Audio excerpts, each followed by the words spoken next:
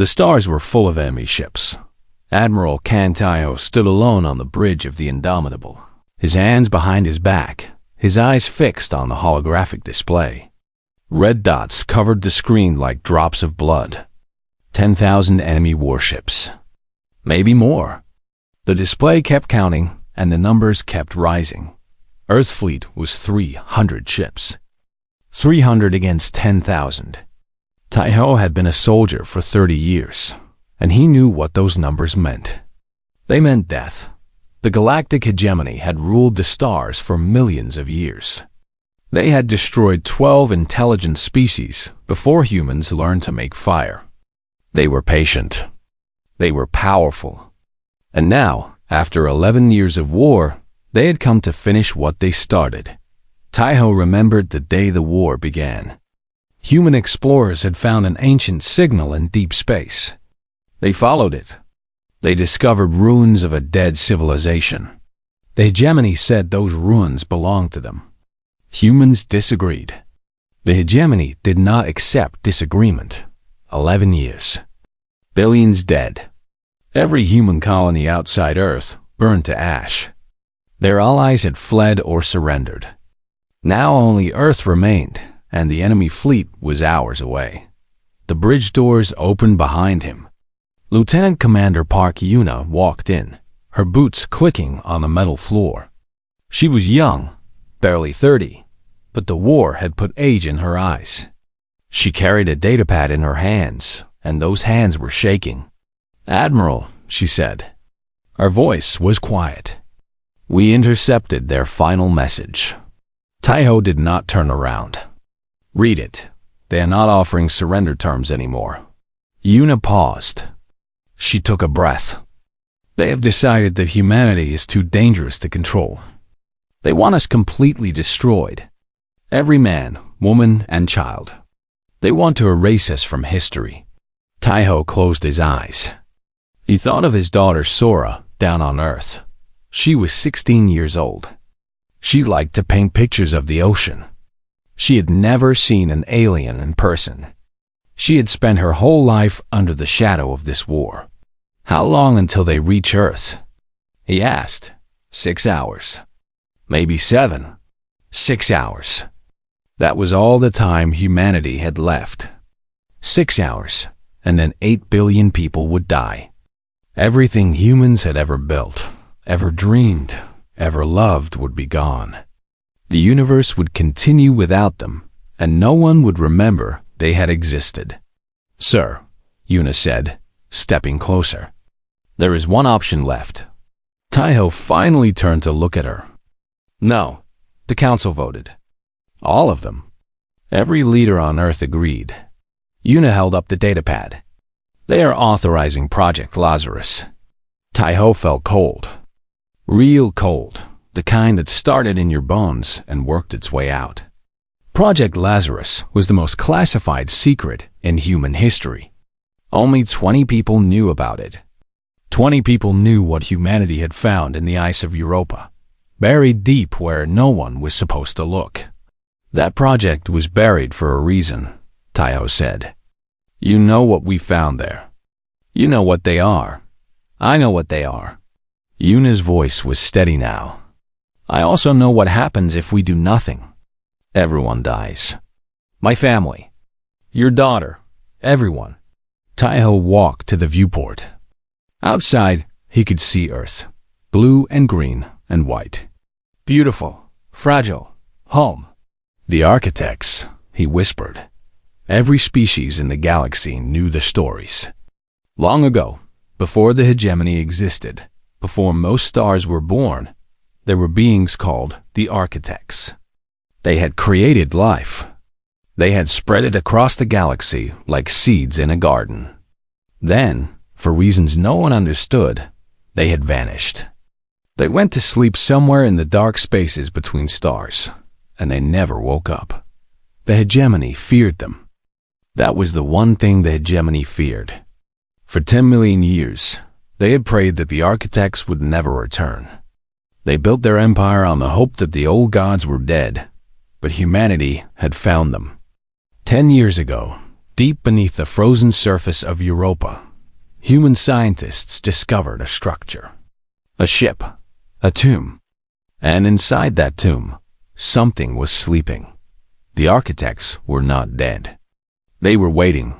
If we wake them, Taiho said, we have no idea what they will do.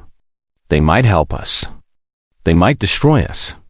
They might destroy everyone. Maybe, Yuna said. But if we do nothing, we die for certain. This way, we have a chance. A small chance, but a chance. Taiho looked at Earth one more time. He thought of Sora painting the ocean. He thought of all the humans who had fought and died in this war. He thought of all the humans who would never be born if he did nothing. He had sworn an oath to protect humanity. Sometimes protection meant fighting. Sometimes it meant running. And sometimes, when there was no other choice, it meant gambling everything on a hope so thin you could see through it. Send a signal to Europa, he said. Tell Dr. Lee to begin the awakening sequence. Yes, sir. Yuna turned to leave. Yuna, Taiho called. She stopped. Tell her to be careful.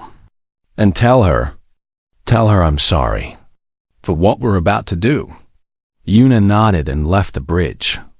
Taiho stood alone again, watching the stars fill with enemies. In 6 hours, the hegemony would reach Earth. In 6 hours, they would try to erase humanity from existence.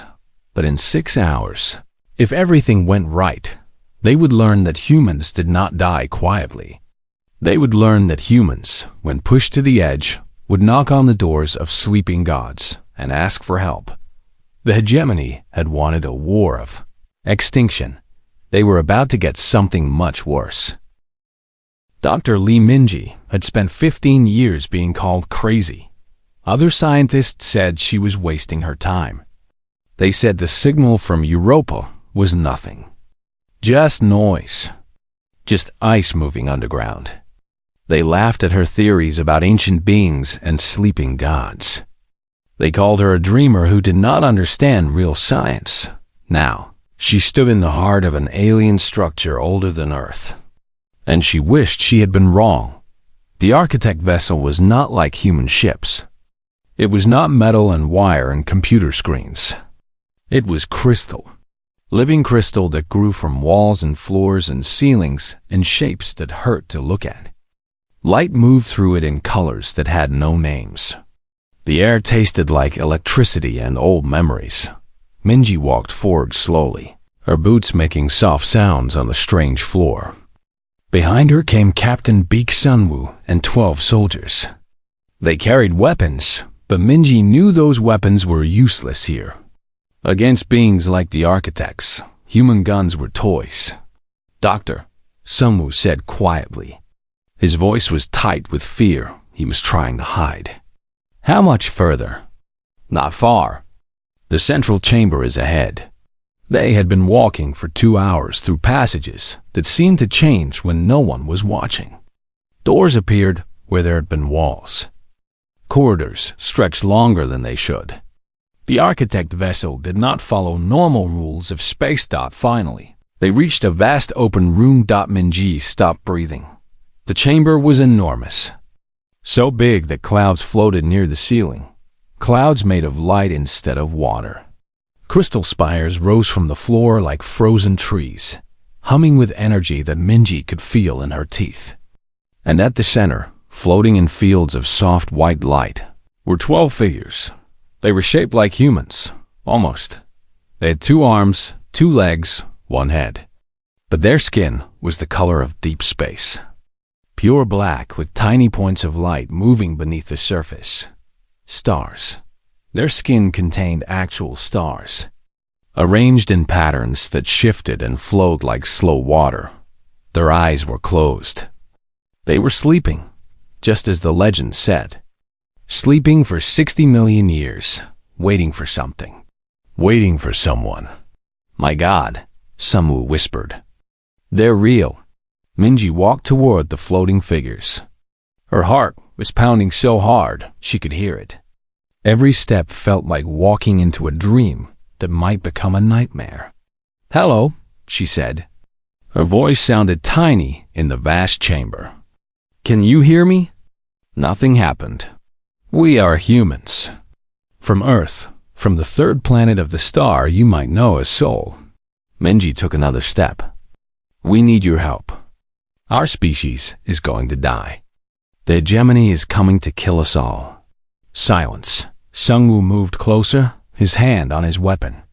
"Doctor, maybe this was a mistake. Maybe we should—" Then the first architect opened its eyes. Minji had thought she was prepared. She was not. The architect's eyes were not normal eyes. They were windows into infinity.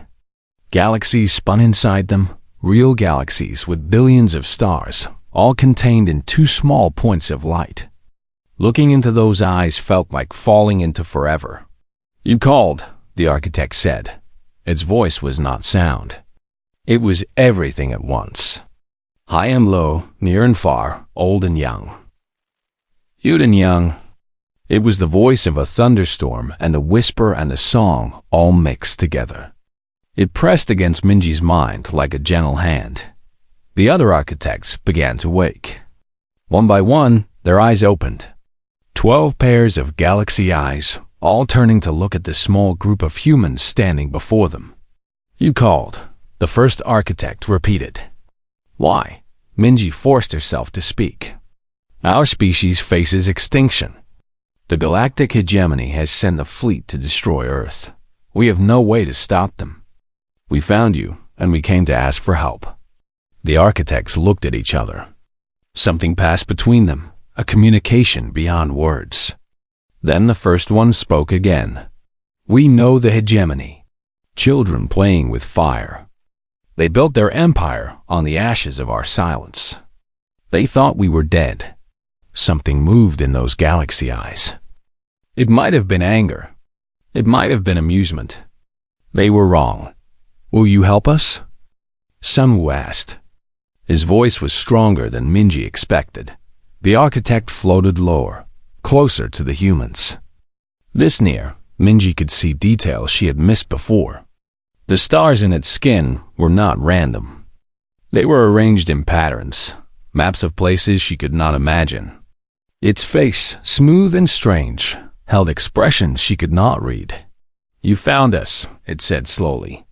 "No other species has found us in 60 million years." The hegemony looked. Others looked. They all looked to the bright places, the warm places, the safe places. But you looked into the dark. You looked into the cold. You found us where no one else dared to search. "We are stubborn like that," Sunwoo said. A small, nervous smile touched his lips. The architect made a sound.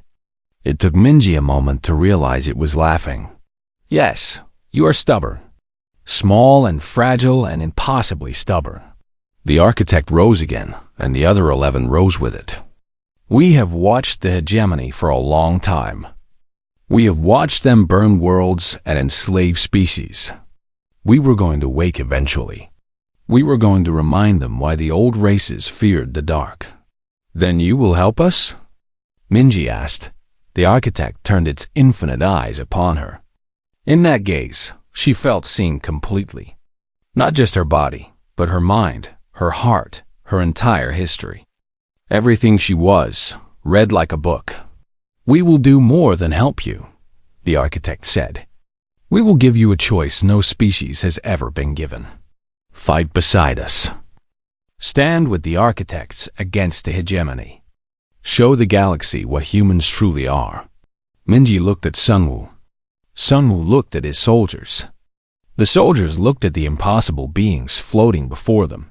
There was only one answer. There had always been only one answer. "Yes," Minji said. "We will stand with you." The architect smiled. In that smile, Minji saw stars being born. "Then let us go introduce ourselves to the hegemony. I believe they have forgotten their manners. It is time to remind them." High Commander Veltris had never felt fear. His species, the Korath, had evolved beyond such primitive emotions millions of years ago. They had engineered themselves to be perfect warriors, perfect rulers, perfect conquerors. Fear was for weak species, prey species, species that deserved to be destroyed. Veltris stood on the command deck of his flagship, the Eternal Dominion, watching his fleet move toward Earth. 10,000 ships, each one carrying weapons that could crack planets. The greatest military force the galaxy had seen in 100,000 years. The humans had fought well. He could admit that. They had lasted 11 years, when most species lasted 11 days. They had killed more hegemony soldiers than any other race in history. They were clever, these humans, resourceful, dangerous. That was why they had to die. All of them. Every single one. "Commander," his tactical officer said, "we will reach Earth in 4 hours. The human fleet is holding position near their moon. 300 vessels. 300. Veltris made a sound of contempt. Barely worth noticing. "Begin charging the primary weapons. I want this finished quickly." "Yes, Commander." Veltris turned to look out the viewport. Stars filled the black sky, cold and distant. Somewhere out there, the humans were preparing for their final battle. They probably thought they still had a chance. They were wrong. Nothing in the galaxy could stop the hegemony. Nothing had stopped them for 10 million years. Then every light on the ship went dark. For 3 seconds, the Eternal Dominion went completely silent. No engines, no computers, no life support. Veltris stood in absolute darkness, his heart's pounding in a way they had not pounded in centuries. The lights came back, and with them came the message dot. It played on every screen. It broadcast on every frequency. It echoed through the minds of every being in the hegemony fleet, bypassing technology entirely and speaking directly to their consciousness. "The sleepers wake. The children of Earth have spoken. We answer." Veltris felt something he had not felt since he was a child, before the emotions had been removed from his genes. He felt cold. He felt small. He felt afraid. "No," his tactical officer whispered. The officer was shaking, his many limbs trembling against the console. No. They cannot be. They were supposed to be dead. They were supposed to be gone forever. What are you talking about?" Veltris demanded. "Who sent that message?" "The architects." The officer turned to look at Veltris, and there were tears in his compound eyes. "The architects are awake." Alarms began screaming throughout the ship. On the tactical display, something impossible was happening. Space itself was tearing open. Not warp gates, not hyperspace tunnels, nothing the hegemony had ever seen. Reality was folding like paper, creating doorways from nothing dot, and through those doorways, something was coming. The architect ships emerged into normal space, and every sensor on every hegemony vessel went insane. There were 12 of them. 12 ships, if they could be called ships. Each one was the size of a small moon, wrapped in energy patterns that the computers could not understand. They did not have engines. They did not need engines. They simply existed wherever they chose to exist, moving through space by changing what space meant. They were beautiful. They were terrible. They were gods made into metal and light. "All ships, open fire!" Veltris screamed. "Destroy them. Destroy them now." 10,000 hegemony vessels turned their weapons on the architect fleet. Plasma beams, gravity bombs, antimatter missiles, weapons that had shattered 1,000 worlds. Everything fired at once, filling space with enough destructive power to tear apart a star. The architect ships did not move. They did not raise shields. They simply let the weapons hit them. Nothing happened. The most powerful weapons in the galaxy struck the architect vessels and vanished. Not deflected, not absorbed, simply unmade, turned back into the raw energy that had existed before matter was born. Then the architects responded. Light gathered around the lead architect ship, soft and white and gentle. It looked peaceful, like sunlight on water. Then it spread outward, washing over the hegemony fleet. Ships began to dissolve, not explode, not burn, dissolve. Metal and plastic and flesh came apart at the atomic level, becoming dust, becoming nothing. Thousands of hegemony soldiers died without even knowing they were dying. One moment they existed. The next moment they were gone. Veltris watched 100 ships vanish in less than a second. Then 200. Then 500. His fleet was melting away like snow in summer. Retreat, he ordered. All ships retreat. But there was nowhere to retreat to. The architect ships were everywhere and nowhere. They appeared behind fleeing vessels, beside them, inside them. They did not chase. They simply chose to be where they wanted to be. Then, impossibly, another fleet appeared. Human ships. The battered, damaged, tiny human fleet, flying alongside the architect vessels. They looked like toys next to the moon-sized architect craft. But they were there, weapons charged, ready to fight. A transmission crackled through the chaos. "This is Admiral Kong Taiho of the United Earth Navy." The human's voice was calm, almost amused. "You wanted to erase humanity? You should have finished the job faster. Now you deal with our friends."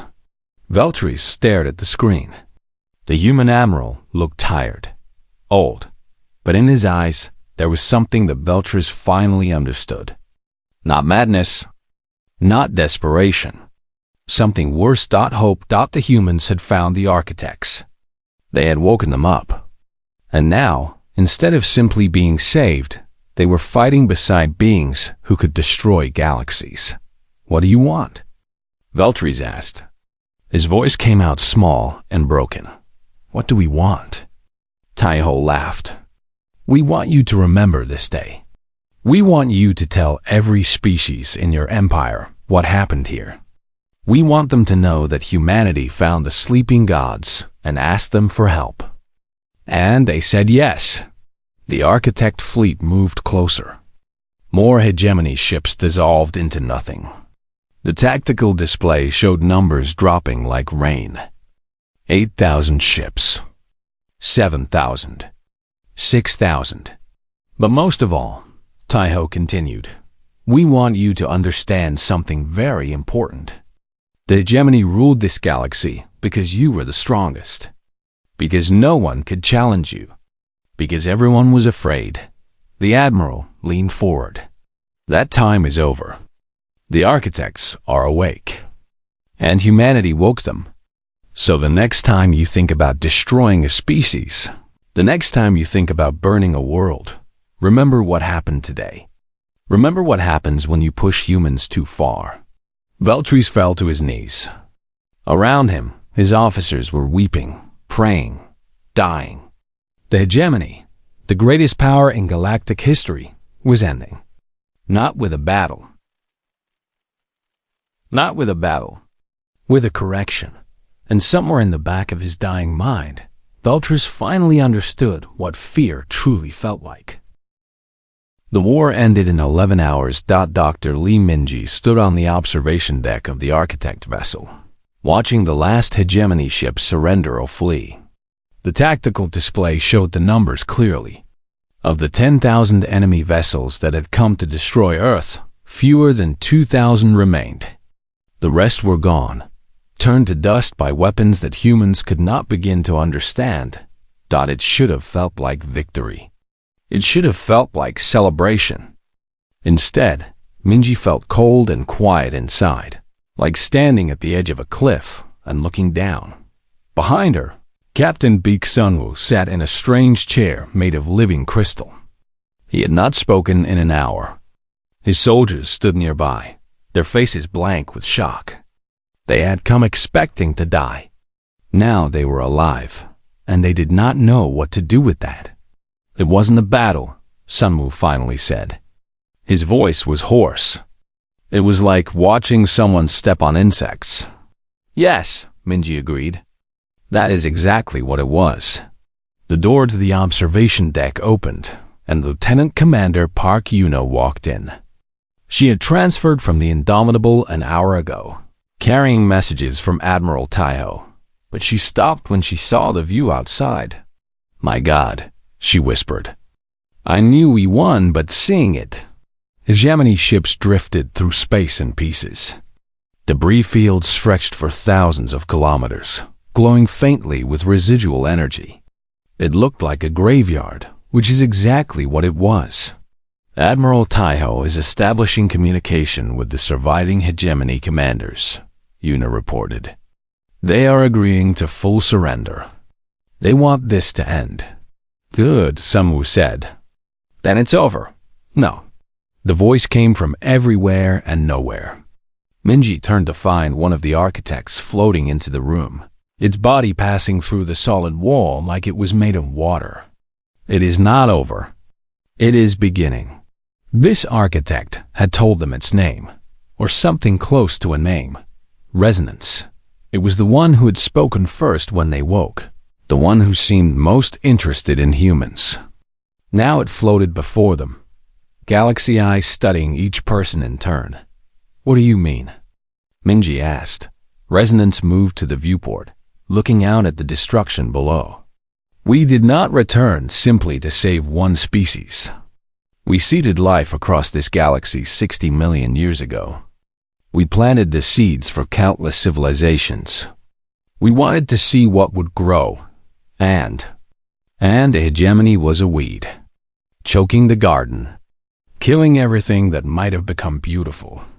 Resonance turned back to face them. "We would have awakened eventually to remove them. You simply accelerated our schedule." Yuna stepped forward, her face troubled. "So you were going to come back anyway? Even without us?" "Yes, in another 10,000 years perhaps, or another 100,000.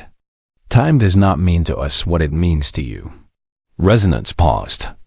"But you changed things. You found us when no one else could. You came to us not as worshippers or servants, but as people asking for help. Do you understand how rare that is?" "No," Minji admitted. "Every species we have encountered treats us as gods. They bow. They pray. They ask us to solve all their problems." Resonance made a sound that might have been a sigh. "You did not bow. Your captain made a joke. Your admiral demanded answers. Your species looked at beings older than your sun and saw not gods, but potential allies." Sunwoo laughed weakly. "We were too scared to be polite. Perhaps. Or perhaps that is simply what humans are. Stubborn, proud, willing to stand on equal ground with anyone, even when you have no right to." Something shifted in Resonance's expression. "We find this interesting. We find you interesting. Interesting is good, right?" Yuna asked. "Interesting means we have not decided what to do with you yet." The temperature in the room seemed to drop. Minji felt her heart begin to pound again, the fear returning. They had won the war, but they had won it with help from beings who could destroy humanity as easily as they had destroyed the hegemony. "What do you want from us?" she asked. Resonance floated closer to her, those impossible eyes looking into her soul. The hegemony ruled through fear. They crushed anything that might challenge them. We will not do the same. But someone must guide this galaxy into what comes next. Someone must help the freed species rebuild. Someone must stand between the architects and the billions of beings who will now look at us with terror. "You want us to be translators?" Sunwoo asked. "More than translators, representatives, leaders. We do not understand your younger species. We have been sleeping for 60 million years. The galaxy has changed in ways we never expected." Resonance gestured at the viewport, at the debris, at the stars beyond. "You found us. You woke us. You spoke to us as equals. Now we ask you to speak for us to the rest of the galaxy." Minji looked at Yuna. Yuna looked at Sunwoo. They were just three humans, standing in the presence of a being that could unmake reality. What could they possibly say? Why us? Minji asked. The hegemony feared us because we would not stop fighting. We are a violent species. We make wars and destroy things. Maybe we are not the right choice. You are violent, yes. So are we. Resonance turned away, looking at something far beyond the viewport, something only it could see. But violence is not all you are. You also create. You connect. You build bridges where others build walls. Your species fought the hegemony for 11 years, and in that time, you made allies with 7 other races. 7 races that should have been your enemies. You convinced them to stand with you. We were all going to die, Sun Wu said. That makes friendship easy, does it? The hegemony faced extinction today, and they did not make friends. They begged. They prayed. They blamed each other. Resonance turned back to face them. Humans do something different when facing death. You reach out. You find common ground. You remind each other that you are not alone. Minji thought about that. She thought about all the messages she had seen during the war. Humans from different countries helping each other, sharing resources, fighting side by side. She thought about the soldiers behind her, men and women who had followed her into an alien tomb because they believed she knew what she was doing. What happens if we fail? She asked, what happens if we try to help and we make things worse? Then we will try something else. We are patient. Resonance paused. But we do not think you will fail. You have already done the impossible. You have already changed the galaxy simply by existing. Now we are asking you to do it deliberately. Eunice stepped forward, her shoulders straight, her voice steady. We need to talk to Earth. We need to talk to Admiral Taiho and the Council. This is not a decision we can make alone. Of course, we would not expect anything else. Resonance began to fade, its body becoming transparent. We will wait. We have been waiting for 60 million years. A few more hours will not matter. Then it was gone, leaving 3 humans standing alone in an alien ship, looking out at a galaxy that had just changed forever. Sun Wu let out a long breath. So, we saved humanity. And now we have to save everyone else. Minji smiled. It was small and tired, but it was real. Apparently, great. Sun Wu stood up, stretching muscles that had been tense for hours. And I was worried the hard part would be difficult. 5 years changed everything. Ambassador Kang Taiho stood before the first true Galactic Council, looking out at 300 species gathered in a chamber larger than any building on Earth. Beings of every shape and size filled the seats. Some had wings. Some had tentacles. Some existed as clouds of light or patterns of sound. For the first time in history, they were all equal.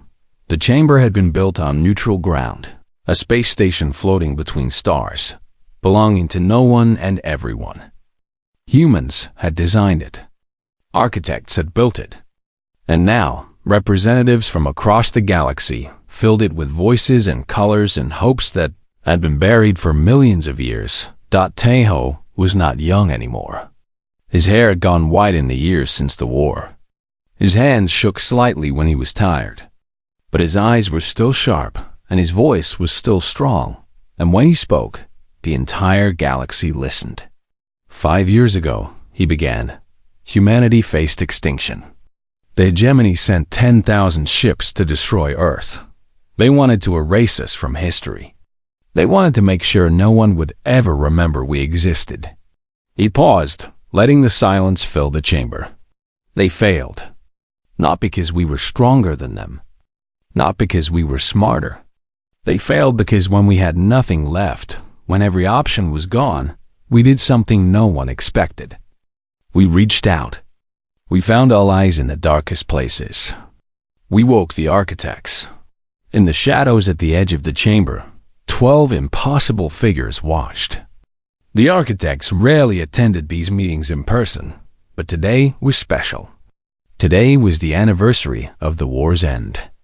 Today was the day the galaxy remembered what had changed. But I did not come here to talk about war, Taiho continued. I came to talk about what we have built since the war ended. He touched a control, and holographic images appeared above him. Ships carrying food to starving worlds. Medical teams treating species that had been enslaved for centuries. Schools where children of different races learned together for the first time. The hegemony ruled this galaxy through fear. They kept species apart. They made us believe we were enemies. They made us believe we were alone. Taiho smiled. They were wrong. In the human delegation, Dr. Li Minji watched with tears in her eyes. She was the official liaison to the architects now, spending her days translating between beings who had existed before Earth was born and species who were learning to be free for the first time. It was impossible work. It was the most important work she had ever done. Beside her sat Park Yuna, now director of Xena Relations, responsible for building connections between hundreds of worlds. She had not slept properly in years. She had never been happier. And next to Yuna sat Beak Sunwoo, now General Sunwoo, commander of the Joint Defense Fleet that protected the new Galactic Council. He still made jokes at the wrong times. He still smiled when everything seemed darkest.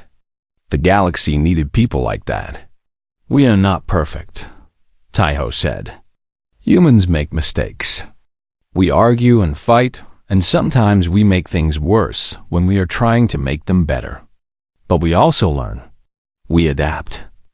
We find ways to connect with anyone, even beings who should be impossible to understand. He looked toward the architects, and one of them, Resonance, inclined its head slightly in acknowledgement. The architects gave us a choice 5 years ago. They asked us to stand with them, to help rebuild what the hegemony had destroyed, to become something more than we were. Taiho turned back to the council. We said yes, and I believe we made the right decision. Murmurs spread through the chamber. Not all species trusted humanity. Not all species forgave them for waking the architects, for changing the galaxy so completely. Some thought humans had too much power now, too much influence. Some thought the architects had made a mistake choosing them, but many more remembered the human ships that brought food when they were starving. The human doctors who treated diseases no one else understood. The human diplomats who sat for days and weeks and months, listening to grievances and searching for solutions. Humans were everywhere now. Not conquering, not controlling, but helping, connecting, building bridges that had never existed before. The hegemony called us dangerous, Taiho said. They were right. We are dangerous, but not in the way they feared. We are dangerous because we believe that no one has to be alone. We are dangerous because we refuse to accept that some species are meant to rule and others are meant to serve. We are dangerous because when we see something wrong, we try to fix it. He paused, and his voice softened. And we are dangerous because when we have friends, when we stand together with others, we become something more than we could ever be alone. The chamber was silent. 300 species watching one human, waiting to see what he would say next. The war is over, Taiho said. It has been over for 5 years. But the real work, the important work, has just begun. We are building something new here. Something that has never existed in this galaxy. A community where every species has a voice. Where strength comes from cooperation, not conquest. Where the future belongs to all of us, together. He straightened his shoulders, and for a moment, he looked like the young admiral who had faced extinction without flinching. Humanity will make mistakes. We will stumble and fall and get things wrong. But we will never stop trying. We will never stop reaching out. We will never stop believing that the universe is better when we face it together. He smiled. That is what humans do. That is why the architects chose us. And that is why, I believe, the galaxy will one day be glad they did. The applause started slowly. One species, then another, then a dozen, then 100. It spread through the chamber like a wave, building and growing until the walls themselves seemed to shake with the sound. In the shadows, Resonance watched. The architect had seen empires rise and fall. It had seen species destroy themselves and each other. It had seen the worst that intelligent life could offer. But it had also seen this. A small species from a small world, standing before the galaxy they had helped save, asking everyone to believe in something better. The architects had many words for many things. They had concepts that no other species could understand, ideas that existed before language was invented. But watching humanity on this day, watching them reach out to former enemies and ask for trust, Resonance found itself using a word it had not used in 60 million years. Hope. It was a small word. A simple word. But it was the word that had been missing from the galaxy for so very long. And now, because of humans, it had returned. In the chamber, Taiho finished his speech and stepped down from the podium. His daughter Sora, now grown and serving in the diplomatic corps, met him with a hug.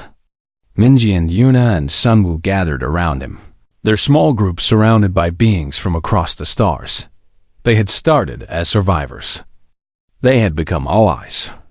And now, slowly, carefully, one day at a time, they were becoming something more, a family. Not just humans. Everyone, the whole galaxy, learning to see each other not as threats or resources, but as neighbors. As friends, the architects had wanted to see what would grow from the seeds they planted 60 million years ago. They had worried that the garden was dying, choked by weeds and fear. But sometimes, growth happens in unexpected ways. Sometimes the smallest seeds become the strongest trees. And sometimes, a stubborn little species from a small blue world can change everything.